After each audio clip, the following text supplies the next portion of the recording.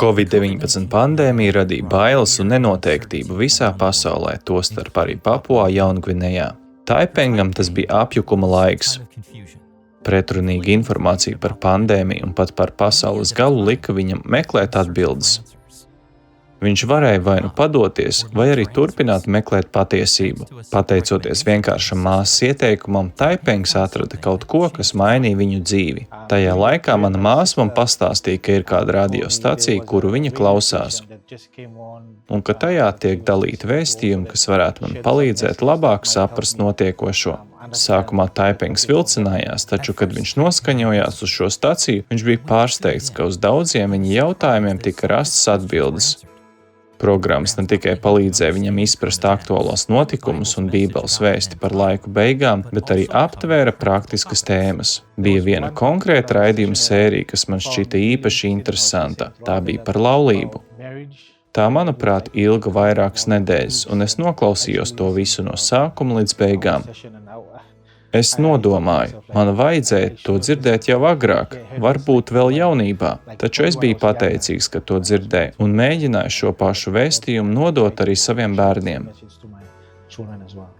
Pateicoties jūsu 2022. gada 13. sabata ziedojumiem, Hope FM spēja uzlabot savu infrastruktūru, nodrošinot nepārtrauktu apraidi un veidojot vairāk vietējo programmu, kas sniedz cerību tādām ģimenēm kā Taipenga ģimene. Papua Jaungvinejā radio kalpošana ir ļoti ietekmīga, jo tā sasniedz cilvēkus visā valstī, īpaši lauku apvidos, un tās galvenais mērķis ir ar šo mediju palīdzību dalīties 3 eņģeļu vēstī.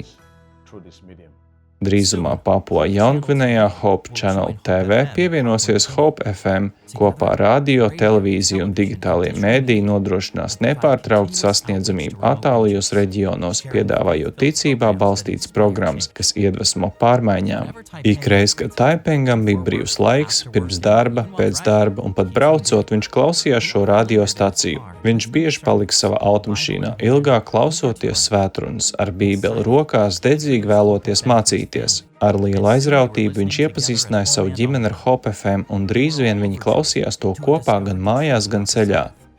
Kāpēc pagāja 38 gadi, līdz es beidzot dzirdēju šo vēstījumu? Personīgi es nodomāju, ka būtu to dzirdējis citur, ja ne radio.